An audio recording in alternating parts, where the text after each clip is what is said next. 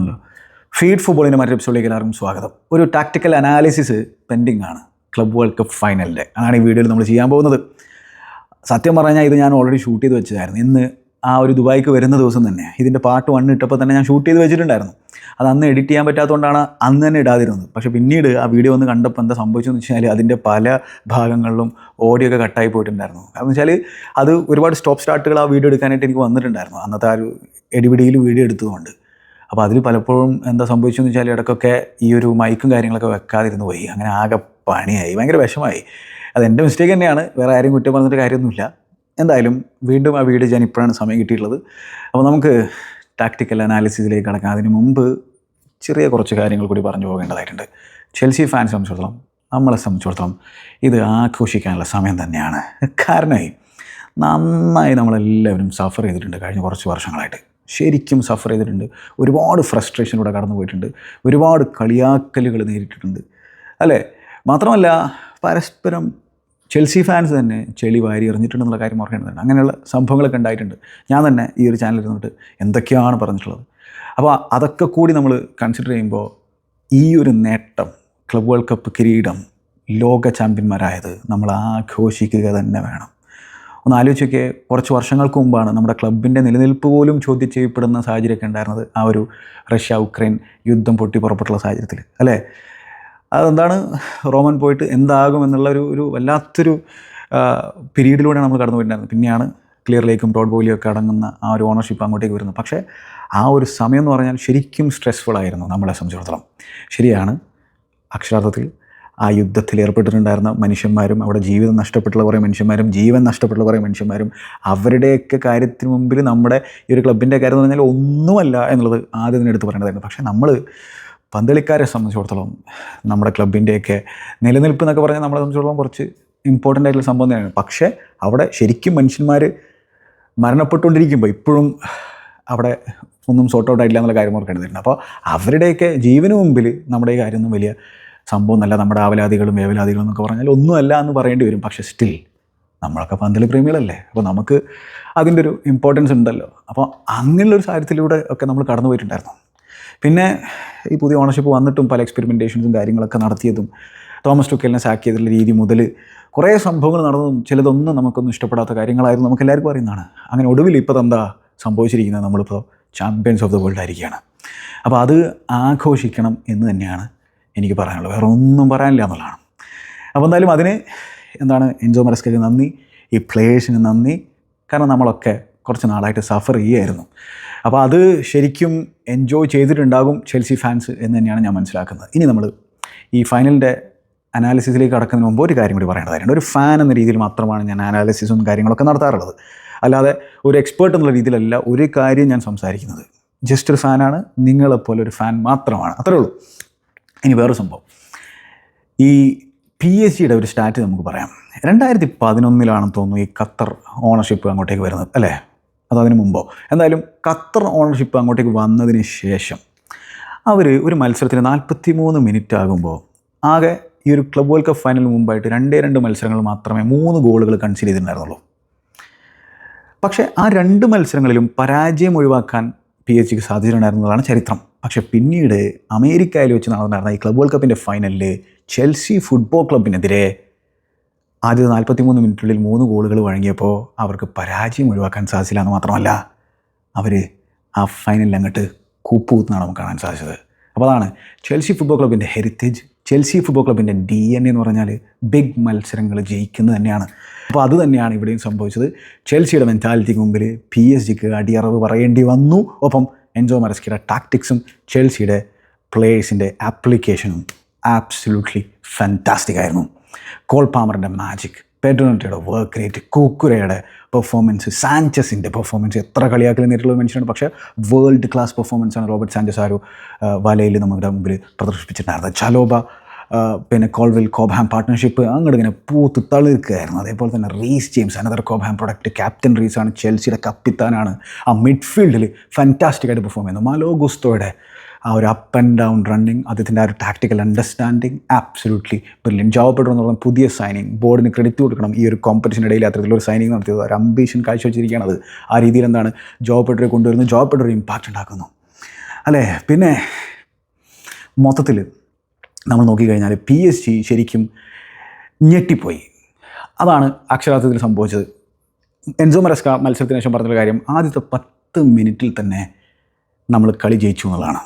അതായത് ആദ്യത്തെ 10 മിനിറ്റിൽ തന്നെ നമ്മൾ ഇങ്ങോട്ടേക്ക് വന്നിട്ടുള്ളത് ജയിക്കാനാണ് എന്നുള്ള തരത്തിലൊരു ഇമ്പ്രഷൻ ഉണ്ടാക്കിയെടുക്കുന്നത് എന്നുള്ളത് തന്നെയാണ്. അത് തന്നെയാണ് ചെൽസി ഉണ്ടാക്കിയെടുത്തത്. കാരണം ചെൽസിയുടെ ആ ഒരു ഫ്രണ്ടിൽ നിന്നുള്ള പ്രസ്സിങ്ങും കാര്യങ്ങളൊക്കെ കണ്ടിട്ട് PSG ഞെട്ടിപ്പോയി. PSG ചെൽസി ഒന്ന് ലൈറ്റായിട്ട് എടുക്കാൻ ശ്രമിച്ചോ എന്നുള്ളതാണ് മറ്റൊരു ചോദ്യമായിട്ടുള്ളത്. കാരണം അവരുടെ യൂഷ്വലി കാണുന്ന തരത്തിലുള്ള ഒരു വർക്ക് റേറ്റും കാര്യങ്ങളൊന്നും ഈ മത്സരത്തിൽ നമുക്ക് കാണാൻ സാധിച്ചില്ല. അപ്പോൾ അവർ വിചാരിച്ചത് ഇന്ന് അങ്ങോട്ട് ജയിച്ചു പോകാം, നമ്മൾ റയൽ മാഡ്രിഡിനെയൊക്കെ പരിപ്പിളക്കിയിട്ടാണ് വന്നിട്ടുള്ളത്, ബയർ മ്യൂണിക്കിനെ തോൽപ്പിച്ചിട്ടാണ് വന്നിട്ടുള്ളത്, അത്ലറ്റിക്കോ മാഡ്രിഡൊക്കെ നമ്മൾ പരാജയപ്പെടുത്തിയിട്ടുണ്ട്, ചാമ്പ്യൻസ് ലീഗിൻ്റെ ഫൈനൽ ഇൻ്ററിൻ്റെ പരിപ്പും പണ്ടിളക്കിയിട്ടാണ് നമ്മൾ ഇങ്ങോട്ട് വന്നിരിക്കുന്നത്.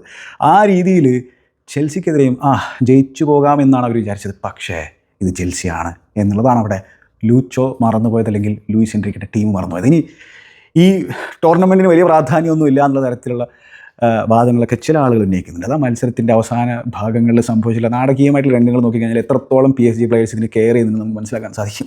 അതായത് ചില ടീമുകളൊന്നും കാര്യമായിട്ട് കെയർ ചെയ്തിട്ടില്ല ഈ ഒരു കോമ്പറ്റീഷൻ എന്നുള്ള തരത്തിലുള്ള കാര്യങ്ങളൊക്കെയാണ് പറയുന്നത്. അതായത് ആ കോമ്പറ്റീഷൻ്റെ വില കുറച്ച് കാണാനുള്ള ശ്രമം. ഇത് ക്ലബ് വേൾഡ് കപ്പ് എക്സ്പാൻഡ് ചെയ്തതിനു ശേഷമുള്ള ആദ്യത്തെ ടൂർണമെൻറ്റാണ്. 32 ടീമുകളാക്കി മാറ്റിയതിനു ശേഷമുള്ള ആദ്യത്തെ ടൂർണമെൻറ്റാണ്. അത് ചെൽസി അടിച്ചിരിക്കുകയാണ്. ചെൽസി സംബന്ധിച്ചിടത്തോളം ഇത്തരത്തിലെല്ലാ കിരീടങ്ങളും സ്വന്തമാക്കുക എന്ന് പറഞ്ഞാൽ അതൊരു ഹോബിയാണ്, അതൊരു ഹെറിറ്റേജാണ്, അത് ചെൽസിയുടെ DNA-യിലുള്ളതാണ്. അപ്പോൾ അതിനെ കുറച്ച് കാണാൻ ശ്രമിക്കേണ്ട, ഇതൊരു ബിഗ് ട്രോഫി തന്നെയാണ് എന്നുള്ള കാര്യത്തിൽ യാതൊരു സംശയം വേണ്ട. PSG പ്ലേയേഴ്സിൻ്റെ കിളി പോയത് നമ്മൾ കണ്ടതാണ്. മത്സരത്തിന് ശേഷം അടിപിടി ഉണ്ടാക്കാനായിട്ട് വന്ന് നമ്മൾ കണ്ടതാണ്. ലൂച്ചോ ഒരു സോർ ലൂസറായിട്ട് നമുക്ക് കാണാൻ സാധിച്ചു അല്ലേ മത്സരത്തിന് ശേഷം. അപ്പോൾ അതിൽ ലൂച്ചോ തന്നെ പറയുന്നതെന്ന് വെച്ചാൽ അവിടെ പിടിച്ചു മാറ്റാനായിട്ടാണ് അങ്ങോട്ടേക്ക് പോയത് എന്നുള്ള കാര്യമൊക്കെയാണ് അദ്ദേഹം പറഞ്ഞു വെക്കുന്നത്. അവിടെ ജോ പെഡ്രോയൊക്കെ പിന്നെ മുഖത്തേക്ക് തോണ്ടുന്ന സാഹചര്യങ്ങളും തള്ളി മാറ്റുന്നതൊക്കെ നമ്മൾ കണ്ടു. അടിച്ചിട്ടില്ല, പക്ഷേ സ്റ്റിൽ അത് ഒരു മോശം കാര്യമാണ് അവിടെ ലൂച്ചോ ചെയ്തിരുന്നത്. പക്ഷേ പുള്ളി പറഞ്ഞത് ഞാൻ അവിടെ പിടിച്ചു മാറ്റാൻ പോയത്, അല്ലെങ്കിൽ സിറ്റുവേഷൻ ഭയങ്കര മോശമായി പോയി, എൻസോ മരസ്ക അവിടെ ഉണ്ടായിരുന്നു എന്നുള്ളതൊക്കെയാണ് അദ്ദേഹം പറഞ്ഞത്. എന്ത് തന്നെ ആയിക്കഴിഞ്ഞാലും ഗ്രേഷ്യസ് ഇൻ ഡിഫീറ്റ് എന്നുള്ള തരത്തിലൊരു സംഭവം നമുക്ക് PSG ഭാഗത്ത് നിന്ന് കാണാൻ സാധിച്ചില്ല. അപ്പോൾ അതിൽ നിന്നൊക്കെ നമുക്ക് മനസ്സിലാക്കാൻ പറ്റുന്നത് വെച്ചാൽ എത്രത്തോളം അവർ കെയർ ചെയ്തിട്ടുണ്ടായിരുന്നു ഈ ഒരു ട്രോഫിയെ എന്നുള്ളത് തന്നെയാണ്. അപ്പോൾ അങ്ങനെയുള്ള ഒരു കിരീടം തന്നെയാണ് ചെൽസി സ്വന്തമാക്കിയിട്ടുള്ളത്. അപ്പോൾ ഇനി അടുത്ത 4 വർഷത്തേക്ക് ചെൽസിയുടെ കുപ്പായത്തിൽ ആ ഒരു ഗോൾഡൻ ബാഡ്ജ് ഉണ്ടായിരിക്കും. അത് റൈവൽസൊക്കെ കാണേണ്ടി വരും. നമ്മളെ സംബന്ധിച്ചിടത്തോളം അത് സന്തോഷം ഉണ്ടാക്കുന്ന ഒരു കാര്യം തന്നെയാണ്. അടുത്ത 4 വർഷത്തേക്ക് ആ ഒരു ഗോൾഡൻ ബാഡ്ജ് അവിടെ തന്നെ ഉണ്ടായിരിക്കും. അതൊരു സുന്ദരമായിട്ടുള്ള കാര്യമാണ്. ഇനി മറ്റൊരു സംഭവം, അപ്പോൾ അങ്ങനെ PSG ലൈനപ്പിലേക്ക് നമ്മൾ നോക്കിക്കഴിഞ്ഞാൽ ഡിഫൻസിൽ കാര്യമായിട്ടുള്ള പ്രശ്നമുണ്ടായിരുന്നു. വെച്ചാൽ പാച്ചോക്കും ലൂക്ക ഹെർണാണ്ടസിനും റെഡ് കാർഡ് കിട്ടിയിട്ടുണ്ടായിരുന്നു. അപ്പോൾ അവർ സസ്പെൻഷനിലാണ്. അപ്പോൾ അവർക്ക് കളിക്കാൻ പറ്റില്ല. ബെറാൾഡോയും മാർക്കിന്യോസുമാണ് സെൻറ്റർ ബാക്ക് പാർട്ട്നേഴ്സായിട്ട് കളിച്ചത്. പിന്നെ അവരുടെ യൂഷ്വൽ സസ്പെക്റ്റുകൾ എല്ലാവരും മത്സരത്തിലുണ്ടായിരുന്നു. പക്ഷേ അതിൽ ലൂക്കസ് ബെറാൾഡോ ഒരു വീക്ക് പോയിൻ്റായിട്ട് പിന്നെ എൻസോ മരസ്കയും ടീമും കണ്ടിട്ടുണ്ടായിരുന്നു. എക്സ്പ്ലോയിറ്റ് ചെയ്യാൻ തന്നെ തീരുമാനിച്ചിട്ടുണ്ടായിരുന്നു. പിന്നെ മാത്രമല്ല മൊത്തത്തിലുള്ള ഈ ഒരു PSG യൂഷ്വൽ ടാക്ടിക്സിനെ എങ്ങനെ ടാക്കിൾ ചെയ്യാം എന്നുള്ളതാണ് അവർ ചിന്തിച്ചത്. അപ്പോൾ അതിൽ നിന്ന് എൻസോ മരസ്കയ്ക്ക് മനസ്സിലാക്കാൻ സാധിച്ചു ഹക്കീമിയുടെ ഇമ്പാക്റ്റ് വളരെ വലുതാണെന്നുള്ളത്. നമ്മൾ പ്രിവ്യൂവിൽ സംസാരിച്ചുള്ള സംഭവമാണ്. ന്യൂനോ മെൻഡസിൻ്റെ ഇമ്പാക്റ്റ് വളരെ വലുതാണ്. മാത്രമല്ല ഈ ഫ്രണ്ട് പ്ലേയേഴ്സിൻ്റെ റൊട്ടേഷൻ ഉണ്ടല്ലോ, അത് ഇമ്പോർട്ടൻ്റ് ആണ്. ഈ മിഡ്ഫീൽഡ് കാര്യമായിട്ട് അവരുടെ കാര്യങ്ങൾ കൺട്രോൾ ചെയ്യുന്നവരാണ്. അപ്പോൾ മിഡ്ഫീൽഡിനെ പൂട്ടണം, അതോടൊപ്പം തന്നെ ഹക്കീമിയെ പൂട്ടണം. പിന്നെ മാത്രമല്ല ന്യൂനോ മെൻഡസ്, ബെറാൾഡോ ആ ഒരു ഏരിയയിൽ ഒരു വൾണറബിലിറ്റി ഉണ്ട്. അതിനെ എങ്ങനെ എക്സ്പ്ലോയിറ്റ് ചെയ്യാം. അപ്പോൾ ഒന്ന് ബ്രേവായിരിക്കണം. ചെൽസി നല്ല രീതിയിൽ ബ്രേവായിട്ടാണ് ഈ മത്സരത്തിൽ കളിച്ചത്. PSG മരുന്ന് തന്നെ ചെൽസി കൊടുത്തു. ഫ്രണ്ടിൽ നിന്നുള്ള പ്രസ്സിംഗ് എന്ന് പറഞ്ഞാൽ അത് എളുപ്പമുള്ളൊരു സംഭവമല്ല. അതിന് കാര്യമായിട്ടുള്ള എനർജി വേണം, കാര്യമായിട്ടുള്ള കോൺസെൻട്രേഷൻ ലെവൽ വേണം. അതിനെല്ലാവരും ഒറ്റക്കെട്ടായിട്ട് പ്രവർത്തിക്കണം. ആ രീതിയിൽ ചെൽസിയുടെ എല്ലാവരും ഒറ്റക്കെട്ടായിട്ട് പ്രവർത്തിക്കുന്ന നമ്മൾ കണ്ടു. അപ്പോൾ PSG സംബന്ധിച്ചോളം തുടക്കത്തിൽ തന്നെ ലോങ് ബോളൊക്കെ കൊടുക്കേണ്ട സാഹചര്യം ഉണ്ടായിട്ടുള്ളത്. അവർ യൂഷ്വലി എന്താണ് വിറ്റീനിയൊക്കെ ആ ഡിഫൻസിലേക്കൊക്കെ ഇറങ്ങി വന്നിട്ട് സഹായിക്കാറുണ്ട് എന്തിൽ ബിൽഡപ്പ് ഫേസിലൊക്കെ.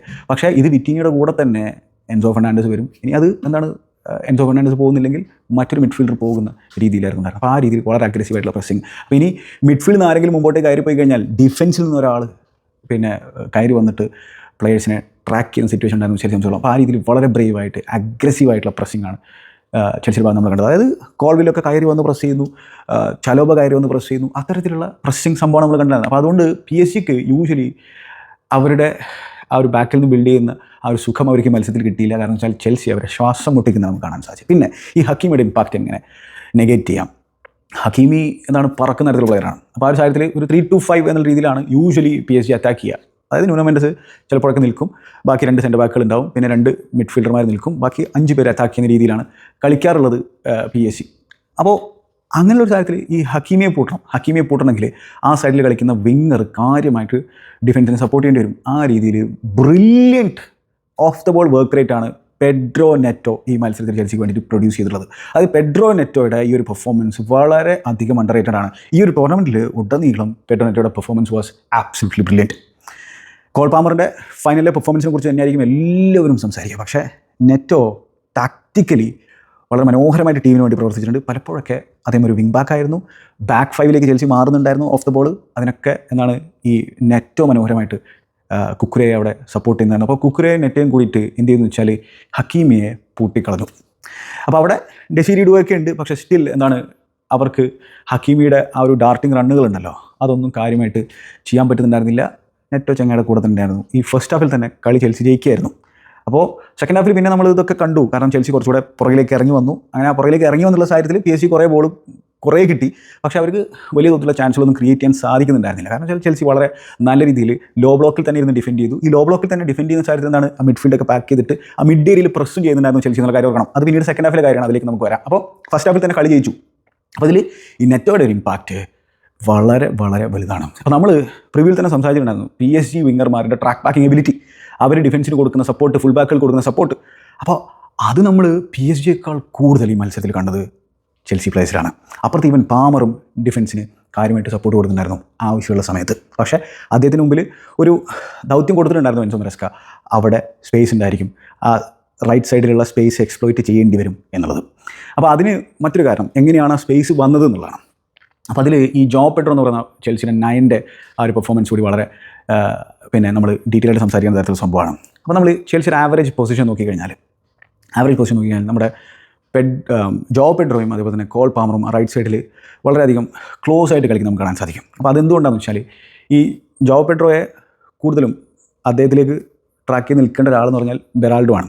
പക്ഷേ അവിടെ പാമറിൻ്റെ കൂടി പ്രസൻസ് ഉള്ളതോട് കൂടിയിട്ട് അത് കാര്യങ്ങൾ ഭയങ്കരമായിട്ട് ബുദ്ധിമുട്ടാക്കി ബെറാൾഡോയെ. എപ്പോൾ ആളിലേക്ക് നീങ്ങണം എന്നുള്ളൊരു ധാരണ ഉണ്ടായിരുന്നില്ല. മാത്രമല്ല ആ ഒരു ഏരിയയിൽ പിന്നെ PSG ഇടങ്ങൾ സൃഷ്ടിക്കാനായിട്ട് മലോ ഗുസ്തോയുടെ ആ ഒരു ഓവർലാപ്പിംഗ് റണ്ണുകൾ കൂടി ആയതോടുകൂടിച്ച് PSG ഇടങ്ങളായി. അപ്പോൾ എന്താ സംഭവിക്കുന്നത് വെച്ചാൽ സാധാരണ മലോ ഗുസ്തോയൊക്കെ ഇൻവേർട്ട് ചെയ്തിട്ടൊക്കെ പോകാറുണ്ടല്ലേ. ഇവിടെ യാതൊരു തരത്തിലും ഇൻവേർട്ടിങ്ങോ അങ്ങനത്തെ സംഭവങ്ങളൊന്നുമില്ല. റൂട്ട് 1 ഫുട്ബോളാണ്, ഡയറക്റ്റ് ഫുട്ബോളാണ് ചെൽസിയുടെ ഭാഗത്തു നിന്ന് നമുക്ക് കാണാൻ സാധിച്ചത്. അതായത് സാഞ്ചസിൻ്റെ അടുത്ത് ബോൾ കിട്ടുമ്പോൾ ബാക്കിൽ നിന്ന് ചിലപ്പോഴൊക്കെ ബിൽഡ് ചെയ്യാൻ ശ്രമിക്കും. പക്ഷേ മിക്ക സമയത്തും എന്താണ് ആ ഒരു റൈറ്റ് ചാനലിലേക്ക് ഇങ്ങനെ ബോൾ കൊടുക്കുക. അപ്പോൾ അവിടെ എന്താണ് മലോ ഗുസ്തോ റൺ ചെയ്യാൻ റെഡിയാണ്. അതിന് അസാധ്യമായിട്ടുള്ള വർക്ക് റേറ്റ് വേണ്ടി വരും. കാരണം വെച്ചാൽ ഡിഫൻസിലുണ്ടായിരിക്കും മലോ ഗുസ്തോ, പക്ഷേ ഈ ബോൾ കൊടുക്കുമ്പോൾ അപ്പോഴേക്കും ഒഫൻസിൽ സപ്പോർട്ട് ചെയ്യാനായിട്ട് പോകണം. അപ്പോൾ ആ രീതിയിൽ ഭയങ്കരമായിട്ടുള്ള വർക്ക് റേറ്റ്, ഒരു ബുള്ളിനെ പോലെ തന്നെയാണ് മലോ ഗുസ്തോയും വർക്ക് ചെയ്തിട്ടുള്ള കാര്യം പറയണം. പിന്നെ മലോ ഗുസ്തോ അവിടെ ഈ ന്യൂനോ മെൻഡസിനെ സ്ട്രെച്ച് ചെയ്യും. ന്യൂനോ മെൻഡസ് മലോ ഗുസ്തോയിലേക്ക് അട്രാക്ട് ചെയ്തു പോകുന്ന സാഹചര്യത്തിൽ എന്താണ് ആ ഒരു റൈറ്റ് ഹാഫ് സ്പേസിലാണ് നമ്മുടെ കോൾ പാമർ കളിക്കുന്നത്. അപ്പോൾ കോൾ പാമറിലേക്ക് ചാടി വരേണ്ടത് അപ്പോൾ അവരുടെ LCB ആയിട്ടുള്ള ചങ്ങായാണ് ആര്, ലൂക്ക ബെറാൾഡോ. പക്ഷേ ലൂക്ക ബെറാൾഡോക്ക് ജോ പെഡ്രോയും കൂടി കൺസിഡർ ചെയ്യണം. അപ്പോൾ എന്താണ് അവിടെ പാമറിന് ഇനഫ് സ്പേസ് കിട്ടുകയാണ്. ഇനി ഒരു ഒലക്കമല ഇൻവേർട്ടിങ്ങോ തേങ്ങ വാങ്ങിയോ ഒരു പരിപാടിയില്ല. ഫുൾ ബാക്ക് അങ്ങോട്ട് റൈറ്റിലൂടെ പായുന്നു. റൈറ്റ് സൈഡിൽ കളിക്കുന്ന പാമറിന് കാര്യമായിട്ടുള്ള സ്പേസ് അതിലൂടെ കിട്ടുന്നു. അങ്ങനെ ആ ഫുൾ ബാക്ക് വിങ്ങർ പാർട്ട്ണർഷിപ്പ് നമുക്ക് അവിടെ കൃത്യമായിട്ട് കാണാൻ പറ്റുന്നു. അതിൻ്റെ ഗുണം ചെൽസിക്ക് നന്നായിട്ടുണ്ടായി. ഇങ്ങനെയൊക്കെയുള്ള ഫുട്ബോൾ കളിക്കുമ്പോൾ സന്തോഷം മാത്രമേ ഉള്ളൂ. വല്ലാത്ത രീതിയിൽ ആ പൊസഷൻ്റെ ഓവർ ഡോസ് കാണുമ്പോഴാണ് നമുക്കൊക്കെ പലപ്പോഴും കിളി പോകാറുള്ളത്. അത് പിന്നെ ചില ഒപ്പോസിഷൻസിനനുസരിച്ചിട്ട് ചിലപ്പോൾ ടാക്ടിക്സ് ഒക്കെ മാറ്റി പിടിക്കേണ്ടി വരും. അത് നമുക്ക് മനസ്സിലാക്കാൻ പറ്റുന്ന സംഭവം തന്നെയാണ്. മിഡ്ഫീൽഡർമാർ എവിടെയെന്നുള്ള ചോദ്യം ചോദിക്കും. അപ്പോൾ ഈ മിഡ്ഫീൽഡർമാരെ സംബന്ധിച്ചോളം എന്താണ് അവിടെ മിഡ്ഫീൽഡിൽ PSG ഔട്ട് നമ്പർ ചെയ്യാനൊന്നും പറ്റുന്നില്ല. കാരണം വെച്ചാൽ ചെൽസി അവിടെ 3 മിഡ്ഫീൽഡർമാരെ വെച്ച് കളിപ്പിക്കുന്നുണ്ട്. അതായത് എൻസോ ഫെർണാണ്ടസ് ആണെങ്കിലും കൈസേഡോ ആണെങ്കിലും റീസ് ജെയിംസ് ആണെങ്കിലും ബ്രില്യൻ്റ് ആയിട്ട് കളിക്കുകയാണ്. അപ്പോൾ വിറ്റീനിയും ഫാബിയൻ റൂയിസും അതേപോലെ തന്നെ ജോ നെവസും എന്താണ് ചെൽസിയുടെ മിഡ്ഫീൽഡർമാരെ കൂടി നോക്കേണ്ട ഒരു ദൗത്യം അവരുടെ മുമ്പിൽ വന്നിരിക്കുകയാണ്. അപ്പോൾ ആ രീതിയിൽ എന്താണ് നമുക്ക് വേണമെങ്കിൽ ഇതൊരു പിന്നെ 11v11 ഡ്യൂലുകളായിട്ട് കണക്കാക്കാൻ പറ്റും, അല്ലെങ്കിൽ ഒരു 10v10 ഡ്യൂലുകളായിട്ട് കണക്കാക്കാൻ പറ്റും നമ്മൾ ഗോൾ കീപ്പർമാരെ കൂടി മാറ്റി കഴിഞ്ഞാൽ. അപ്പോൾ ആ രീതിയിൽ മാൻ മാർക്കിംഗ് പരിപാടിയായിരുന്നു 2 ടീമുകൾ ചെയ്തിട്ടുണ്ടായിരുന്നു. അതിൽ ചെൽസിയെ സംബന്ധിച്ചിടത്തോളം ചെൽസി കുറേ കൂടി ബെറ്ററായിട്ടുള്ള ഹോംവർക്ക് നടത്തിയിട്ടുണ്ടായിരുന്നു. അങ്ങനെ ഈ ലൂക്ക ബെറാൾഡോയുടെ ഒരു ഏരിയയിൽ, കാരണം പാച്ചു ആയിരുന്നെങ്കിൽ കുറേ കൂടി ബെറ്ററായിട്ട് PSG ഡിഫൻസ് പെർഫോം ചെയ്തേനെ, അത് വേറെ കാര്യം. പക്ഷേ ബെറാൾഡോയെ ശരിക്കും ഇടങ്ങറാക്കി. ന്യൂനോ മെൻഡസ് എന്താണ് പലപ്പോഴും 2v1 സിറ്റുവേഷനിൽ അദ്ദേഹത്തിന് ഹാൻഡിൽ ചെയ്യാൻ പറ്റാത്ത സാഹചര്യം ഉണ്ടായി. ഒരുപാട് ടോപ്പ് പ്ലേയേഴ്സിനെ പോക്കറ്റിലാക്കിയുള്ള ചങ്ങയാണ് ന്യൂനോ മെൻഡസ്. പക്ഷേ ഈ ഒരു മത്സരത്തിൽ പാമറിനെതിരെയും ഗുസ്തോക്കെതിരെയും ചങ്ങായി സ്ട്രഗിൾ ചെയ്യുന്നതാണ് നമുക്ക് കാണാൻ സാധിച്ചത്.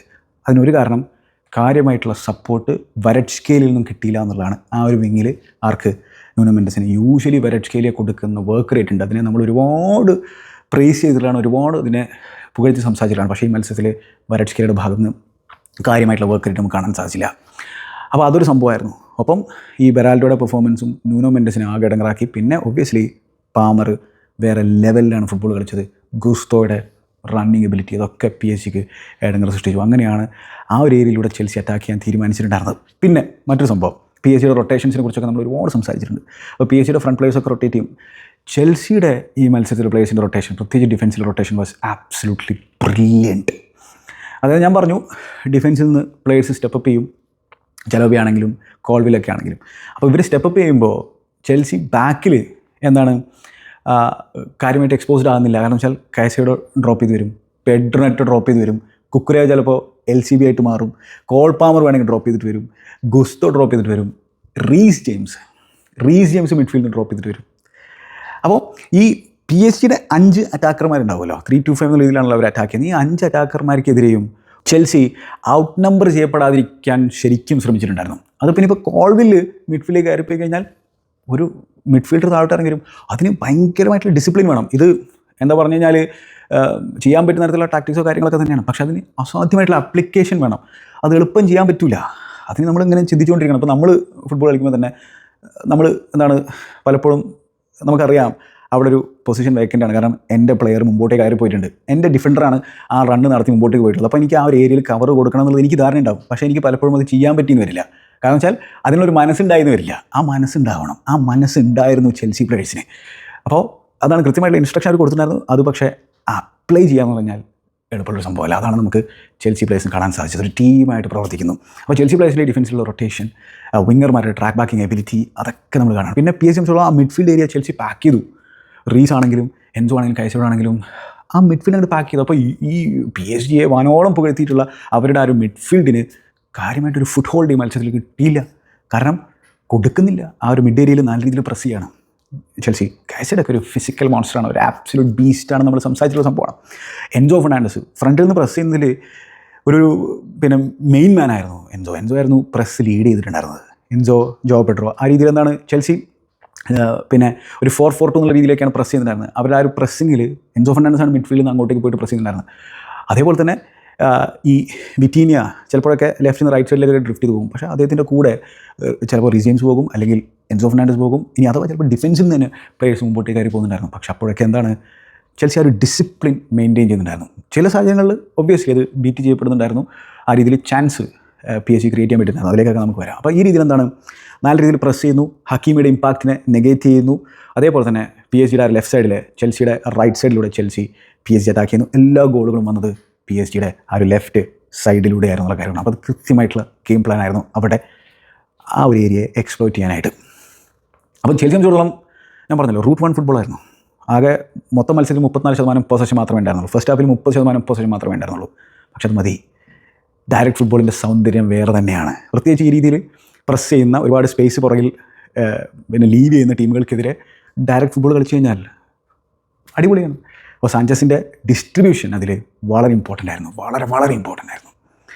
അങ്ങനെ മത്സരം തുടങ്ങിയിട്ടുള്ള സാഹചര്യത്തിൽ തന്നെ ചെൽസിയുടെ ഫസ്റ്റ് ചാൻസിലേക്ക് നമ്മൾ നോക്കിക്കഴിഞ്ഞാൽ അതെങ്ങനെയാണ് വരുന്നത് വെച്ച് കഴിഞ്ഞാൽ അതിൽ ചെൽസി പിന്നെ മുമ്പിൽ നിന്ന് പുറകിലേക്ക് പാസ് കൊടുക്കുന്നു, കോൾവിലേക്ക് പാസ് എത്തി. അപ്പോൾ കോൾവിലിൻ്റെ അവിടെയുള്ള ആ ലൈൻ ബ്രേക്കിംഗ് പാസ്, അവിടെയുള്ള PSG പ്രസ് അത്ര നല്ലതല്ല. കാരണം വെച്ചാൽ PSG കിക്ക് ഓഫിൽ തന്നെ ചെയ്യുന്നൊരു പണിയുണ്ടല്ലോ. അതെന്താണ്, കിക്ക് ഓഫ് ചെയ്യും, എന്നിട്ട് നേരെ ബോൾ ഓപ്പോസിഷൻ ടീമിൻ്റെ അടുത്തേക്ക് തന്നെ കൊടുക്കും. ഇനി നിങ്ങൾ എന്താ ചെയ്യുന്നതാണ് ഞങ്ങൾ കാണിച്ചു തരാമെന്ന രീതിയിൽ ചെൽസി എന്ന് വെച്ചാൽ തിരിച്ചത് PSG തന്നെ കൊടുത്തു. അങ്ങനെയാണ് തുടങ്ങുന്നത്. പിന്നെ ഈ ചെൽസിയുടെ പ്രസ്സിങ്ങിന് മുമ്പിൽ PSG ഒന്ന് ഇടങ്ങറായിട്ടുണ്ടായിരുന്നു. അവർ ലോങ് തന്നെ പോകുമായിരുന്നു ഞാൻ പറഞ്ഞല്ലോ. അപ്പോൾ അങ്ങനെ അവരുടെ പ്രസ്സിങ്ങിൻ്റെ ഇൻറ്റൻസിറ്റി തുടക്കത്തിൽ തന്നെ അത്ര നല്ലതായിരുന്നില്ല. അപ്പോൾ അങ്ങനെ കോൾവിൽ ലൈൻ ബ്രേക്കിംഗ് പാസ് കൊടുക്കുന്ന ആയിരിക്കും കാസേഡോയുടെ ഇൻ്റലിജൻ്റ് ആയിട്ടുള്ള മൂവ്മെൻറ്റ് നമ്മൾ കാണാണ് ആ ഒരു മിഡ്ഫീൽഡ് ഏരിയയിലേക്ക്. കാസേഡോ ഒരു കാൻറ്റെ റീജനാണെന്ന് നമ്മൾ പറഞ്ഞു അല്ലേ.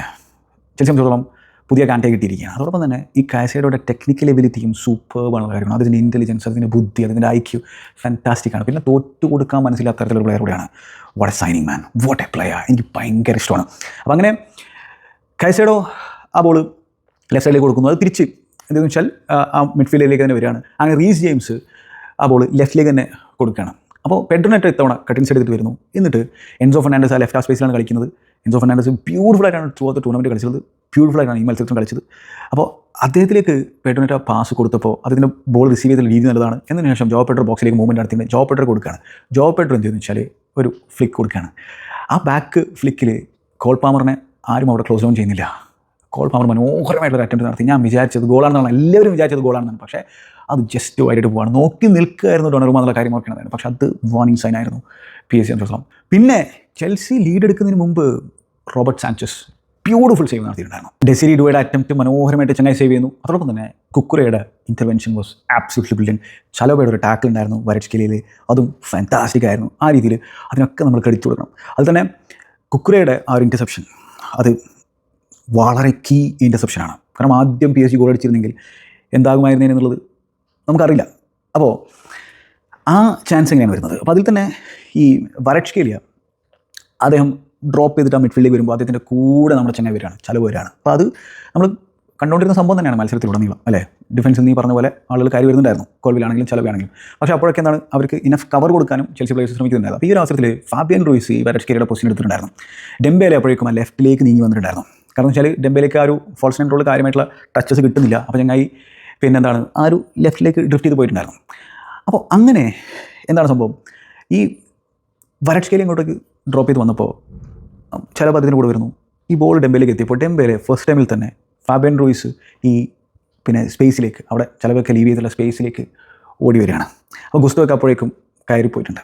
അപ്പോൾ ഫാബിയൻ റൂയിസിന് അവിടെ ഇനഫ് സ്പേസും കാര്യങ്ങളുണ്ടായിരുന്നു. ഫാബിയൻ റൂയിസ് അവിടെ നിന്ന് മനോഹരമായിട്ടുള്ള ബോൾ ബോക്സിലേക്ക് കൊടുക്കുന്നു, ആ ലെഫ്റ്റ് ഹാഫ് സ്പേസിൽ നിന്ന്. അപ്പോൾ അവിടെ ചെൽസി എക്സ്പോസ് ആയി. അവിടെ ഡെസിരി ഡുവെ അദ്ദേഹത്തിലേക്ക് ആ ബോൾ എത്തിയപ്പോൾ ഡെസിരി ഡുവെ എന്ത് ചെയ്തെന്ന് വെച്ചാൽ അത് വരട്സ്കേലിലേക്ക്, അപ്പോഴേക്കും വരട്സ്കേലിയെ ബോക്സിലേക്ക് കയറി വന്നിട്ടുണ്ട്. വരട്സ്കേലിലേക്ക് പാസ് കൊടുക്കാനാണ് ശ്രമിച്ചത്. ഡുവേക്ക് വേണമെങ്കിൽ അവിടെ ഒരു അറ്റംപ്റ്റ് നടത്തി നോക്കാമായിരുന്നു. പക്ഷേ അപ്പോൾ 0-0 എന്നുള്ള സ്കോറിലാണ് ഇരിക്കുന്നത്. PSG മോശമില്ലാത്ത രീതിയിൽ തിരിച്ച് മത്സരത്തിലേക്ക് വരികയാണ്, കോൺഫിഡൻസ് എടുത്ത് വരുന്നൊരു സാഹചര്യമായിരുന്നു.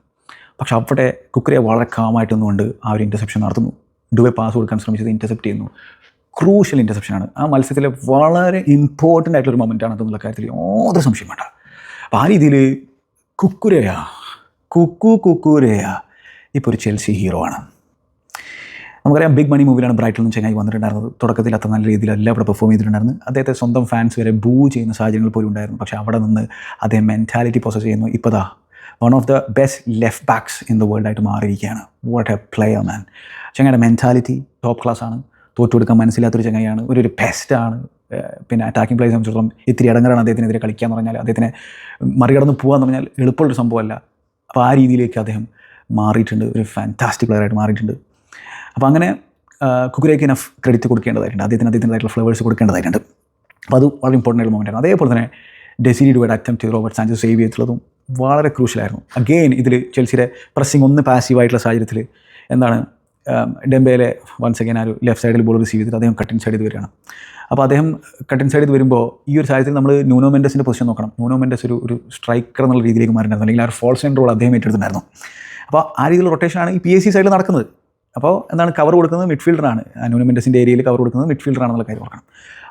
ഈ ഡെംബേൽ എന്നിട്ട് എന്ന് വെച്ചാൽ റൈറ്റ് സൈഡിൽ ബോക്സിന് റൈറ്റ് സൈഡിലേക്ക് നീങ്ങുന്ന നമ്മുടെ ഡെസിരി ഡുവെ കൊടുക്കുന്ന ആ ഒരു സാഹചര്യത്തിൽ പെഡ്രോ നെറ്റോ ഒന്ന് വൈകിപ്പോയി ട്രാക്ക് ബാക്ക് ചെയ്യാനായിട്ട്, ഇറങ്ങി വരാനായിട്ട്. ആ ഒരു സാഹചര്യത്തിലാണ് ഡുവേക്ക് ആ ബോൾ ഇട്ട് ഡുവെ ഒന്ന് കട്ടിൻ സൈഡ് ചെയ്തിട്ട് നല്ലൊരു ഷോട്ട് അൺലീഷ് ചെയ്യുന്നു. അത് ചാടി സേവ് ചെയ്തത് റോബർട്ട് സാഞ്ചസ് ആണ്. വളരെ ഇമ്പോർട്ടൻറ്റ് സേവാണ് അവിടെ ചെങ്ങായി നടത്തിയിട്ടുണ്ടായിരുന്നത്. ആ മൊമെൻറ്റ് കഴിഞ്ഞു. പിന്നെയാണ് ഫസ്റ്റ് ഗോൾ ചെൽസി അടിക്കുന്നത്. അപ്പോൾ അതിൽ റൂട്ട് 1 ഫുട്ബോളാണ്, ഡയറക്റ്റ് ഫുട്ബോളാണ്. ഡെംബൂസ് പിന്നെ സാഞ്ചസിനെ പ്രസ് ചെയ്യണം. അപ്പോൾ ചെൽസിയുടെ ബിൽഡപ്പിൽ സാഞ്ചസ് ഒരു എക്സ്ട്രാ മാനായിട്ട് കളിക്കുന്നു. വളരെ കോൺഫിഡൻ്റ് ആയിട്ട് അദ്ദേഹത്തിന് കൊടുത്തിട്ടുള്ള പണി ചെയ്തിട്ടുണ്ട്. അപ്പോൾ കൂടുതലും ലോങ് ബോളുകൾ കൊടുക്കുക എന്നുള്ളത് തന്നെയാണ്. അദ്ദേഹത്തിന് യാതൊരു പ്രശ്നവും ഉണ്ടാവാറില്ല. അപ്പോൾ എന്തെന്ന് വെച്ചാൽ ഈ ഡെംബേലെ സാഞ്ചസിനെ പ്രസ് ചെയ്യുമ്പോൾ സാഞ്ചസ് ലോങ് ബോൾ കൊടുക്കുകയാണ്. എവിടേക്ക്? ഗുസ്തോയിലേക്ക്, ആ റൈറ്റ് ചാനലിലേക്ക്, അതായത് PSG ലെഫ്റ്റ് ഏരിയയിലേക്ക്. അവിടെ എന്താണ് ഗുസ്തോ മെൻഡസുമായിട്ടുള്ള ഡ്യൂലാണ് അവിടെ നടത്തുന്നത്.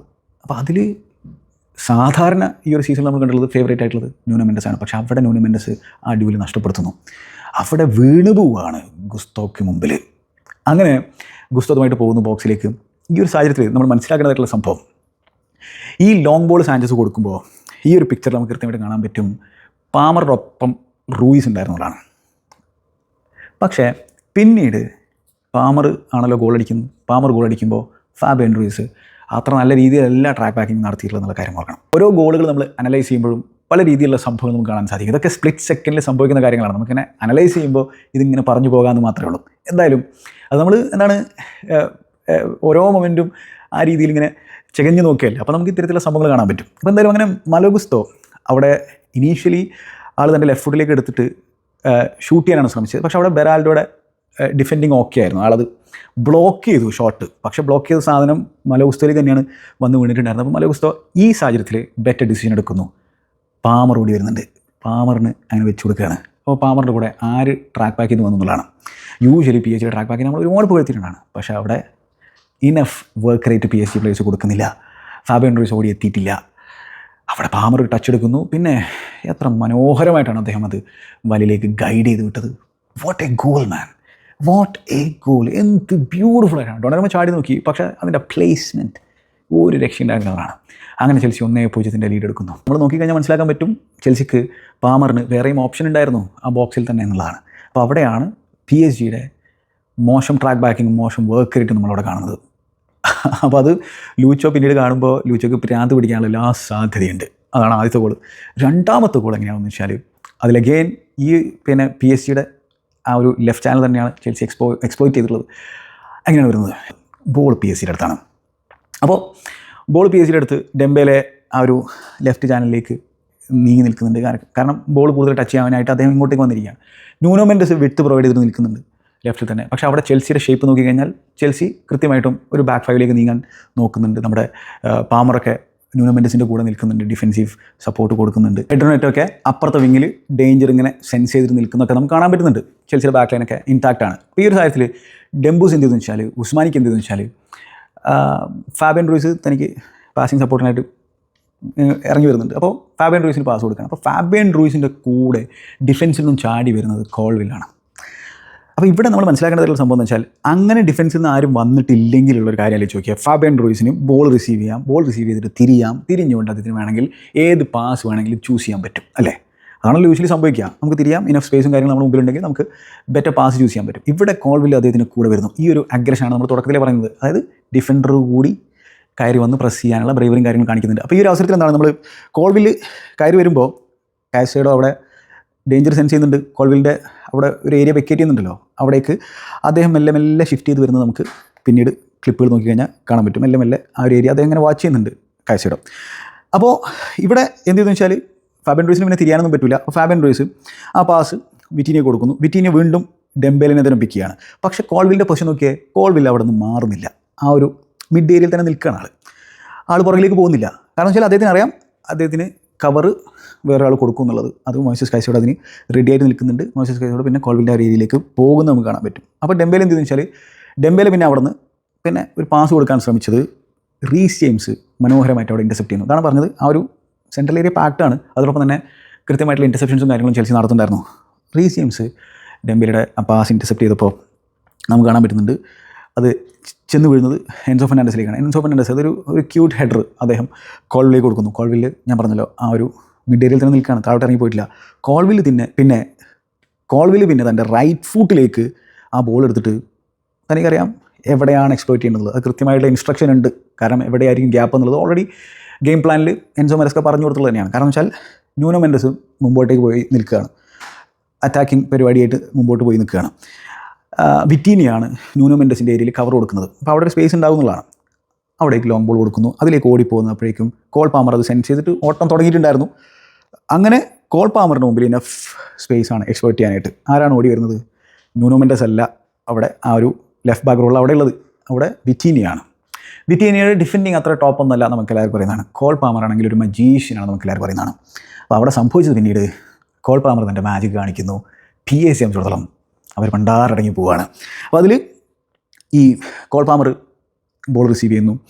ജോ പെഡ്രോ നെക്ക് ബ്രേക്ക് ചെയ്തിട്ട് റൺ ചെയ്ത് സപ്പോർട്ട് കൊടുക്കാനായിട്ട് വരുന്നുണ്ട്. ജോ പെഡ്രോയുടെ ആ ഒരു ബോക്സിൻ്റെ റൈറ്റിലേക്കുള്ള റൺ വാസ് ബ്രില്യൻറ്റ്. ഏതിനും നാച്ചുറൽ സ്ട്രൈക്കറും ചെയ്യേണ്ട തരത്തിലുള്ള സംഭവം തന്നെയാണ്. സെൽഫ്ലെസ് ആയിട്ട് ആ രീതിയിലുള്ള റണ്ണ് നടത്തുന്നു. ഒരു പക്ഷേ ആ രീതിയിലുള്ള റണ്ണുകൾ നടത്തുമ്പോൾ ചിലപ്പോഴൊക്കെ പാസ് കിട്ടുമായിരിക്കാം. പക്ഷേ കൂടുതലും മിക്ക സമയത്തും അത് സ്ട്രൈക്കർമാർ നടത്തുന്നത് പിന്നെ ആ ബോൾ കയ്യിലുള്ള പ്ലെയർക്ക് കൂടുതൽ സ്പേസ് കിട്ടാനായിട്ടാണ്. അപ്പോൾ എന്ത് ചെയ്തെന്ന് വെച്ചാൽ, ഇവിടെ കോൾ പാമർ ഓൾറെഡി തന്നെ വിറ്റീനിയെ ഇടങ്ങറാക്കുന്നുണ്ട്. ആളുടെ ആ ഒരു ബ്യൂട്ടിഫുൾ ആ ഒരു ഫേക്കിലൊക്കെ വിറ്റീനിയ എന്താണ് ഈ നടക്കുന്നത് എന്നുള്ളത് അറിയാതെയാണ് ചെങ്ങായി നിൽക്കുന്നുണ്ടായിരുന്നത്. പിന്നെ ലൂക്ക ബെറാൾഡോ വന്നിട്ട് കാലിട്ട് നോക്കുന്നുണ്ട്. ഇപ്പം അടിക്കുന്നാണ് പുള്ളി വിചാരിക്കുന്നത്. ബ്ലോക്ക് ചെയ്യാലോ എന്നുള്ളത്. എവിടെ കോൾ പാമറിന് അറിയാമോ എപ്പോൾ അടിക്കേണ്ടതെന്നുള്ളത്. ഓൾറെഡി വിറ്റീനിയെ ഒരു പരമാക്കിയിട്ട് ലൂക്ക ബെറാൾഡോ എന്തൊക്കെയോ ചെയ്യാൻ നോക്കുന്നു. ലൂക്ക ബെറാൾഡോ പാമറിനെ ക്ലോസ് ഡൗൺ ചെയ്യാനൊന്നും പോകുന്നില്ല. ജോ പെഡ്രോയുടെ റണ്ണും ഉണ്ട്. നല്ല രീതിയിലുള്ള സ്പേസ് കിട്ടി അവിടെ പാമറിന്. പാമർ പിന്നെ ആ ഫിനിഷ് പ്രൊഡ്യൂസ് ചെയ്യുന്നു വെച്ചാൽ വാവ് മാൻ, എന്ത് രസമുള്ള ഫിനിഷാണത്. അഗെയിൻ ഡൊണറുമ്മ ചാടി നോക്കി, ഒരു രക്ഷയില്ല. Great placement, great placement. അതാണ് ആ ബോളിനോടുള്ളൊരു പ്രണയം കൂടി ഉണ്ടല്ലോ പാമറിന്. ബോളിനെ വേദനിപ്പിക്കാണ്ട് എങ്ങനെ വലയിലേക്ക് ആക്കാമെന്നുള്ള ധാരണ കൂടി ചങ്ങായിക്കുണ്ട്. ആവശ്യം നേരത്തെ വേദനിപ്പിക്കാനും ചങ്ങായിക്കറിയാം, അത് വേറെ കാര്യം. പക്ഷേ എത്ര സ്മൂത്തായിട്ടാണ് ചങ്ങായി അത് വലയിലേക്ക് ആക്കിയത്. പക്ഷേ അവിടെയുള്ള ജോ പെഡ്രോയുടെ റണ്ണ്, അതോടൊപ്പം തന്നെ പാമറുടെ മാജിക്.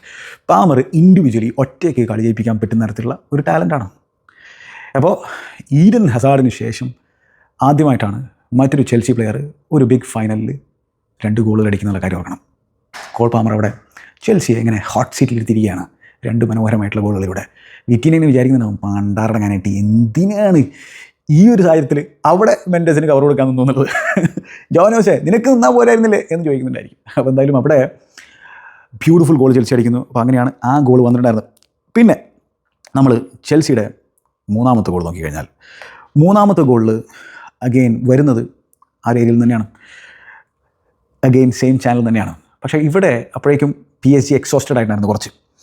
അവരുടെ പ്രസ്സിംഗ് ഒക്കെ പാസീവ് ആകുന്നു. നമ്മൾ PSG റയൽ മാഡ്രിഡിനെതിരെ അടിച്ചിട്ടുള്ള ഒരു ഗോൾ ഉണ്ടായിരുന്നില്ലേ, ഡെസീരി ഡുവെ ഡ്രോപ്പ് ചെയ്ത് വന്നിട്ട് ഈ റയൽ മാഡ്രിഡിൻ്റെ പാസീവ് പ്രസ്സിനെ ഹക്കീമി ഒരൊറ്റ പാസിലൂടെ ബ്രീച്ച് ചെയ്ത് നമ്മൾ കണ്ടതാണ്. പിന്നെ ഡെസീരി ഡുവെ അത് വീണ്ടും ഹക്കീമിക്ക് കൊടുത്തിട്ടുള്ള തരത്തിലുള്ള ആ ഒരു ഗോൾ നമ്മൾ കണ്ടിട്ടുണ്ടായിരുന്നില്ലേ, അതേ രീതിയിലുള്ള ഒരു ഗോളാണ് ചെൽസി അടിച്ചിട്ടുണ്ടായിരുന്നത്. അപ്പോൾ PSG പ്രസ് വാസ് ഓഫുൾ. മാത്രമല്ല ചലോബ അവിടെ മനോഹരമായിട്ട് ആ PSG ഫ്രണ്ടിലെ 4 പ്ലേയേഴ്സിനെ ഫ്രണ്ട് ലൈൻ പ്രസ് ഈസിലി പിന്നെ ബ്രീച്ച് ചെയ്യുകയാണ്. അപ്പോൾ അതിലേക്ക് എന്താണ് കോൾ പാമർ ഇങ്ങോട്ട് താഴോട്ട് ഇറങ്ങി വരുന്നുണ്ട്. അപ്പോൾ ഈ കോൾ പാമർ ആ മിഡ്ഫീൽഡിലേക്ക് താഴോട്ട് ഇറങ്ങി വന്നപ്പോൾ ന്യൂനോ മെൻഡസ് വരാൻ ആദ്യം നോക്കുന്നുണ്ട്. പക്ഷേ പിന്നെ പുള്ളിക്ക് മനസ്സിലായി വന്നു കഴിഞ്ഞാൽ പണി കിട്ടും. കാരണം ലൂക്ക വെറാൾഡോയെ സംബന്ധിച്ചിടത്തോളം ഈ ജോ പെഡ്രോ ഒരു മെയിൻ വെല്ലുവിളിയാണ് ചങ്ങായിക്ക്. അപ്പോൾ അവിടെ ജോ പെഡ്രോയും ഈ ഒരു ഏരിയയിൽ തന്നെയാണ്. അപ്പോൾ അതാണ് പറഞ്ഞത്, ആ ഒരു ഏരിയ ഫോക്കസ് ചെയ്യുന്നുണ്ടായിരുന്നു. അപ്പോൾ ജോ പെഡ്രോയുടെ അടുത്തേക്ക് പോകണോ അതോ കോൾ പാമറിൻ്റെ അടുത്തേക്ക് പോകണോ എന്നുള്ളതാണ് വെറാൾഡോയുടെ പ്രശ്നം ഉണ്ടായിരുന്നത്. അപ്പം ന്യൂനോ മെൻഡസിനും ഈ കോൾ പാമറിൻ്റെ അടുത്തേക്ക് പോയി കഴിഞ്ഞാൽ ജോ പെഡ്രോ അവിടെ ഉണ്ട്, ആകെ പണി കിട്ടും. അപ്പോൾ പുള്ളി ഡ്രോപ്പ് ചെയ്ത് വരികയാണ്, താഴോട്ട് ഡ്രോപ്പ് ചെയ്തു. അപ്പോൾ കോൾ പാമർ പിന്നെ ആ ബോളുമായിട്ട് റിസീവ് ചെയ്തിട്ട് ഈസിലി പിന്നെ മുമ്പോട്ടേക്ക് പോകുന്നത് നമുക്ക് കാണാൻ സാധിച്ചു. അപ്പോൾ PSG മിഡ്ഫീൽഡും ഡിഫൻസും തമ്മിലുള്ള ഡിസ്റ്റൻസ് അവിടെ വളരെ വലുതായിരുന്നു. അപ്പോൾ അവിടെ കൃത്യമായിട്ടും ഓപ്പറേറ്റ് ചെയ്യാൻ പാമറിന് ഇൻ്റലിജൻസ് ഉണ്ട്, ഒപ്പം ഇൻസ്ട്രക്ഷൻ ഉണ്ടായിരുന്നു. അപ്പോൾ ഇൻ്റലിജൻസുമാണ് അവിടെ വളരെ പ്രധാനപ്പെട്ട ഒരു സംഭവം ഉള്ളത്. പാമർ പിന്നെ അതുമായിട്ട് ഡ്രൈവ് ചെയ്ത് പോവുകയാണ്. കാര്യമായിട്ടുള്ള ട്രാക്ക് ബാക്കിംഗ് നമുക്ക് PSG വിങ്ങേഴ്സിൽ നിന്ന് കാണാൻ പറ്റുന്നില്ല. ഗുസ്തോ ഈ ഒരു ചിത്രത്തിൽ തന്നെ നോക്കിക്കഴിഞ്ഞാൽ നമുക്ക് മനസ്സിലാക്കാൻ പറ്റും. ചലോബ പാമറിന് പാസ് കൊടുക്കുന്ന ചിത്രമാണ്. അതിൽ ഗുസ്തോയുടെ സ്റ്റാർട്ടിംഗ് പൊസിഷൻ നോക്കിയാൽ ഓടാൻ റെഡിയാണ്. അത് ചിലപ്പോൾ ബോൾ കിട്ടും എന്നുള്ള ഉറപ്പിലൊന്നുമല്ല, പക്ഷേ അത് കൃത്യമായിട്ടുള്ള അണ്ടർസ്റ്റാൻഡിങ് ആണ്, വില്ലിങ്നെസ് ആണ്, ഗെയിം പ്ലാൻ്റെ ഭാഗമാണ്. അപ്പോൾ അങ്ങനെ ഗുസ്തോ അവിടെ വിഡ്ത്ത് പ്രൊവൈഡ് ചെയ്യുന്നുണ്ട്. പാമർ ആ ഒരു ബോളുമായിട്ട് ഡ്രൈവ് ചെയ്ത് പോകുമ്പോൾ അപ്പോൾ ന്യൂനോ മെൻഡസിനെ സംബന്ധിച്ചിടത്തോളം പാമറിലേക്ക് പോയാൽ ഗുസ്തോയിലേക്ക് ഫ്രീ പാസ് കൊടുക്കാനുള്ള ഒരു സാഹചര്യം ഉണ്ടായിരിക്കും. അപ്പോൾ ഈ ഗുസ്തോയുടെ പ്രസൻസ് ന്യൂനോ മെൻഡസിനും ഇത്തിരി പ്രശ്നങ്ങൾ ഉണ്ടാക്കുന്നു. വരട്സ്കേലിയ കാര്യമായിട്ട് ട്രാക്ക് ബാക്ക് ചെയ്യുന്നില്ല. വരട്സ്കേലിയ യൂഷ്വലി നല്ല രീതിയിൽ ട്രാക്ക് ബാക്ക് ചെയ്തിട്ട് വരേണ്ടതാണ്. അപ്പോൾ ആ രീതിയിൽ ട്രാക്ക് ബാക്കിംഗ് സംഭവിച്ചിരുന്നെങ്കിൽ ന്യൂനോ മെൻഡസിന് കുറച്ചുകൂടെ ബെറ്റർ ആയിട്ടുള്ള സപ്പോർട്ട് കിട്ടിയേനെ. അത് സംഭവിക്കുന്നില്ല. അങ്ങനെ കോൾ പാമർ വെയിറ്റ് ചെയ്തു. ജോ പെഡ്രോയുടെ റണ്ണ് നോക്കിയാൽ ബ്യൂട്ടിഫുൾ റണ്ണാണ്. ജോ പെഡ്രോ ആ ഡിഫൻസിന് പുറകിലൂടെ നല്ലൊരു റണ്ണ് നടത്തുന്നു. അത് ബ്യൂട്ടിഫുള്ളായിട്ട് നമ്മുടെ ചങ്ങായി പിക്ക് ചെയ്യുന്നു. ബെറാൾഡോയെ സംബന്ധിച്ചോളം ഓഫുൾ ഡിഫെൻഡിങ് വൺസ് അഗൈൻ നമ്മൾ കാണുകയാണ്. അങ്ങനെ പിന്നെ ജോ പെഡ്രോ ആ ബ്രസീലിയൻ ഫ്ലെയർ അവിടെ പ്രൊഡ്യൂസ് ചെയ്യുന്ന നമുക്ക് കാണാൻ സാധിച്ചത്. ബ്യൂട്ടിഫുള്ളി ചങ്ങായി ഡിങ്ക് ചെയ്തിട്ട് ഫിനിഷ് ചെയ്യുന്നു. ഡൊണറുമ ഒരു ബ്രില്യൻ ഷോട്ട് സ്റ്റോപ്പറാണ് നമുക്ക് എല്ലാവർക്കും പറയുന്നതാണ്. ഒരു രക്ഷയില്ല. അവിടെ കോൺഫിഡൻസ് ഇങ്ങനെ ഊസ് ചെയ്യായിരുന്നു ജോ പെഡ്രോ സംബന്ധിച്ചിടത്തോളം. For a goal man. അപ്പോൾ അതാണ് PSG പ്രസ്സിങ് വർക്ക് റേറ്റ് ഒക്കെ അവിടെ പ്രശ്നമായിരുന്നു എന്നുള്ള കാര്യം ഓർക്കണം. 3-0 ലീഡ്. കോൾ പാമർ 3 ഗോളിലും കോൾ പാമറിൻ്റെ ഹെവി ഇൻവോൾവ്മെൻ്റ് ഉണ്ട്. കോൾ പാമർ കളിച്ച ചെൽസി ജയിക്കും എന്നുള്ള കാര്യത്തിൽ യാതൊരു സംശയം വേണ്ട, അത്തരത്തിലുള്ളൊരു പ്ലെയറാണ്. അപ്പോൾ എന്തായാലും അങ്ങനെ 3-0 ലീഡ് ഫസ്റ്റ് ഹാഫ് കഴിയാൻ നേരത്തെ പിന്നെ ജോൺ എവൻസിൻ്റെ ഒരു ഹെഡർ ഉണ്ടായിരുന്നു. റൈറ്റ് സൈഡിൽ നിന്ന് ക്രോസ് വന്നപ്പോൾ അത് സാഞ്ചസ് സേവ് ചെയ്തിട്ടുണ്ടായിരുന്നു. ഫസ്റ്റ് ഹാഫിൻ്റെ സ്റ്റാറ്റ് നോക്കിക്കഴിഞ്ഞാൽ എന്താണ് സംഭവം? ഫസ്റ്റ് ഹാഫിൽ മൊത്തം 6 അറ്റംപ്റ്റുകൾ ചെൽസി നടത്തിയപ്പോൾ 3 ടാർഗറ്റിലേക്ക് അടിക്കുന്നു ചെൽസി. 2 അറ്റംപ്റ്റുകൾ മാത്രമേ PSG ഭാഗത്ത് നമ്മൾ കണ്ടിട്ടുള്ളൂ. 70% പൊസഷൻ PSG ഉണ്ടായിരുന്നു. 30% പൊസഷൻ വെച്ചുകൊണ്ടാണ് ചെൽസി ഈ രീതിയിൽ PSG ഹേർട്ട് ചെയ്തത്. ഡയറക്റ്റ് ഫുട്ബോൾ, വെറുതെ പൊസഷൻ വെച്ച് അവിടെ ഇവിടെയും കളിക്കുന്ന പരിപാടിയൊന്നുമില്ല. അറ്റാക്ക് ചെയ്യേണ്ടെങ്കിൽ വളരെ ഫാസ്റ്റായിട്ട് ഡയറക്റ്റായിട്ട് അറ്റാക്ക് ചെയ്യുക.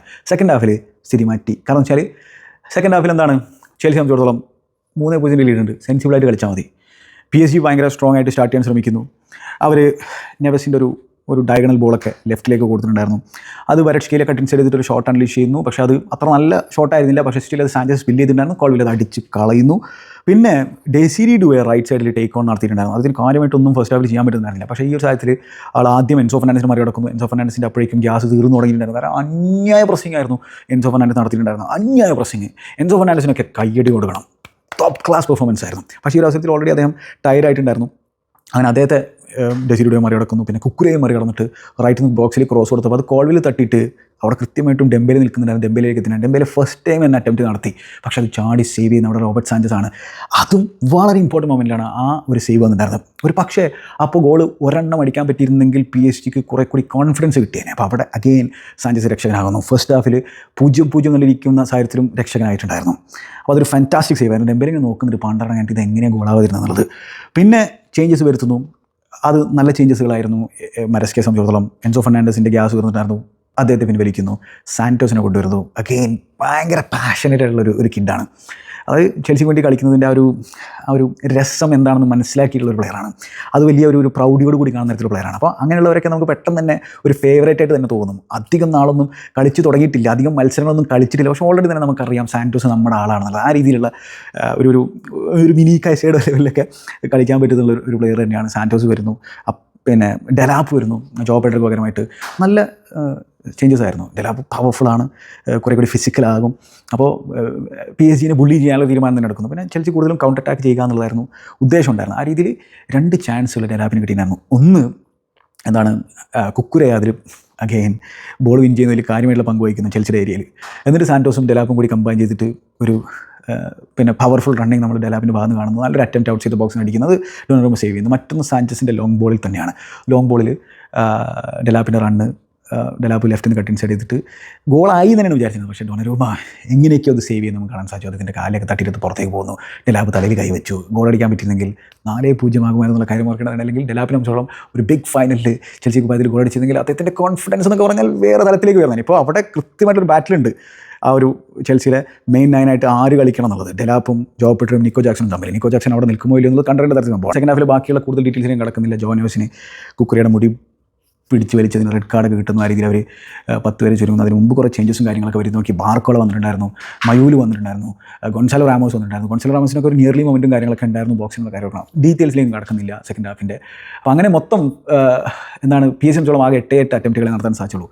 ഈ PSG ചാമ്പ്യൻസ് ലീഗ് വിന്നേഴ്സ് ആയിട്ടുള്ള ട്രബിൾ വിന്നേഴ്സ് ആയിട്ടുള്ള PSG വെറും 0.5 XG ഒതുക്കാൻ എൻസോ മരസ്കയുടെ ചെൽസിക്ക് സാധിച്ചു എന്നുള്ളതാണ് ബ്രില്യൻ്റ് ആയിട്ടുള്ള സംഭവം. വരട്സ്കേലെ ഹാഡ് എ സ്റ്റിങ്കർ. വരട്സ്കേലൊക്കെ ചലോബയുടെ പോക്കറ്റിലായിരുന്നു എന്നുള്ള കാര്യം ഓർക്കണം. ചലോബക്കൊക്കെ സല്യൂട്ട് കൊടുക്കണം. ചലോബയോടൊക്കെ പലരും മാപ്പ് പറയേണ്ടതായിട്ടുണ്ട്. ചെൽസി ബോർഡ് തന്നെ മാപ്പ് പറയേണ്ടതായിട്ടുണ്ട്. കാരണം വെച്ചാൽ ഒരാവശ്യമില്ലാതാണ് ചങ്ങാനൊക്കെ പറഞ്ഞു വെച്ചിട്ടുണ്ടായിരുന്നു. തിരിച്ചു വന്നിട്ട് ഗ്രേറ്റ് പെർഫോമൻസ് ആണ്. ആ ചെൽസി കുപ്പായത്തിന് വേണ്ടി മരിക്കാൻ റെഡിയാണ്. അപ്പോൾ അങ്ങനെയുള്ള ഒരാളിനെ എങ്ങനെയെങ്കിലും പിടിച്ചു നിർത്തണ്ടേ. Colwill again had a fantastic performance. Cucurella brilliant. മിഡ്ഫീൽഡിൽ ഞാൻ പറഞ്ഞല്ലോ, കൈസൈഡോ, എൻസോ ഫെർണാണ്ടസ് ഒരു രക്ഷയില്ല. പക്ഷേ ഒബ്വിയസ്ലി കോൾ പാമർ തന്നെയാണ് സ്റ്റാൻഡ് ഔട്ട് ആയിട്ടുണ്ടായിരുന്നത്. കാരണം കോൾ പാമർ ഒരു മജീഷ്യനാണ്, ഐസ് കോൾഡ് ചെങ്ങായാണ്. ബിഗ് ഗെയിമുകളിൽ അദ്ദേഹം ഗെയിമിംഗ് റേസ് ചെയ്യും. ഒരു അസാധ്യ ബിഗ് ഗെയിം പ്ലെയറാണ് കോൾ പാമർ എന്ന കാര്യത്തിൽ. അത് പാമറിൻ്റെ കെവിൻ ഡെ ബ്രൂയിനെ ബന്ധപ്പെടുത്തിയിട്ടുള്ള ഒരു കഥയുണ്ട്. അത് ഞാൻ മറ്റൊരവസരത്തിൽ പറയാം, കാരണം ഇത് ഓൾറെഡി വളരെയധികം നീണ്ടുപോയിട്ടുണ്ട് വീഡിയോ. അപ്പോൾ കോൾ പാമറിനെ സംബന്ധിച്ചിടത്തോളം എന്താണ്, ചെൽസിയുടെ ഗെയിനാണ്, സിറ്റിയുടെ നഷ്ടമാണ്. അത്രയേ ഉള്ളൂ, അത്രേ എനിക്ക് പറയാനുള്ളൂ. അപ്പോൾ ഒരു കാൽക്കുലേഷൻ എറർ പെപ്പിന് സംഭവിച്ചിട്ടുണ്ട്. അതിന് പെപ്പിൻ്റെതായിട്ടുള്ള വ്യാഖ്യാനങ്ങളും കാര്യങ്ങളൊക്കെ ഉണ്ടായിരിക്കും, പക്ഷേ ഒരു കാൽക്കുലേഷൻ എറർ അവിടെ സംഭവിച്ചിട്ടുണ്ട് സിറ്റിയെ സംബന്ധിച്ചിടത്തോളമാണ് ഞാൻ മനസ്സിലാക്കുന്നത്. അപ്പോൾ എന്തായാലും ഒരു ഗ്രേറ്റ് വിക്ടറിയാണ്. പക്ഷേ ഇതിനി ഇവിടെ എന്താണ്, ചെൽസിയെ സംബന്ധിച്ചിടത്തോളം കോംപ്ലസൻ്റ് ആകരുത്. ശരിയാണ്, വലിയൊരു കിരീടം സ്വന്തമാക്കിയിട്ടുണ്ട്. പക്ഷേ ഇത് തുടരുക എന്നുള്ളതാണ് ചെൽസിയുടെ ലക്ഷ്യം. അതാണ് ചെൽസിയെ പോലുള്ളൊരു ക്ലബിൻ്റെ അംബീഷനായിട്ട് ഉണ്ടാവേണ്ടത്. അതായത് പ്രീമിയർ ലീഗ് ടൈറ്റിൽ അടിക്കണം, ചാമ്പ്യൻസ് ലീഗ് ടൈറ്റിൽ അടിക്കണം, ബാക്കിയുള്ള ഡൊമസ്റ്റിക് കിരീടങ്ങൾ അടിക്കണം. ആ രീതിയിൽ ഡോമിനേറ്റ് ചെയ്യണം. ആ രീതിയിൽ ഈ ടീമിന് ഡോമിനേറ്റ് ചെയ്യാൻ പറ്റുമോ എന്നുള്ളത് കണ്ടറിയേണ്ട തരത്തിലുള്ള സംഭവമാണ്. കാരണം പ്രീമിയർ ലീഗ് കംപ്ലീറ്റ്ലി ഒരു ഡിഫറെൻറ്റ് ആനിമലാണ്. നമുക്ക് എല്ലാവർക്കും അറിയുന്നതാണ്, കംപ്ലീറ്റ്ലി ഡിഫറെൻറ്റ് ആനിമലാണ്. അവിടെ എന്ത് ഈ ടീമിന് ഇനി വരുന്ന സീസണിൽ ചെയ്യാൻ പറ്റുന്നത് കണ്ടറിയേണ്ട തരത്തിലുള്ള സംഭവം തന്നെയാണ്. പ്രീമിയർ ലീഗിൻ്റെ ഇടയിൽ കഴിഞ്ഞ സീസണിലെ പോലെ കോൺഫറൻസ് ലീഗ് ആയിരിക്കില്ല, ചാമ്പ്യൻസ് ലീഗ് ആയിരിക്കും. അപ്പോൾ എവറി 3 days ടീമിനെ റൊട്ടേറ്റ് ചെയ്യണം. ഓരോ ടീമിനനുസരിച്ച് ടാക്ടിക്സുകളും കാര്യങ്ങളും ഇംപ്ലിമെൻറ്റ് ചെയ്യേണ്ടി വരും. അതൊക്കെ എന്ത് സംഭവിക്കുന്നത് കാത്തിരുന്ന് കാണാം. അപ്പോൾ ഇതാണ്, ആഘോഷിക്കുക, പക്ഷെ ഒപ്പം ഇതിലൊരിക്കലും സാറ്റിസ്ഫൈഡ് ആകരുത്. നമ്മളിങ്ങനെ ജയിച്ചുകൊണ്ടേയിരിക്കണം. അതിന് ഈ ടീമിന് സാധിക്കുമോ എന്നുള്ളതും ഈ ടീമിനെ ഡോമിനേറ്റ് ചെയ്യാൻ പറ്റും എന്നുള്ളതും കണ്ടറിയേണ്ട തരത്തിലുള്ള സംഭവം തന്നെയാണ്. നിങ്ങളുടെ അഭിപ്രായങ്ങൾ കമൻറ്റ് ബോക്സിൽ രേഖപ്പെടുത്തുക. മറ്റൊരു അധ്യായത്തിൽ നമുക്ക് വീണ്ടും കാണാം. Good bye.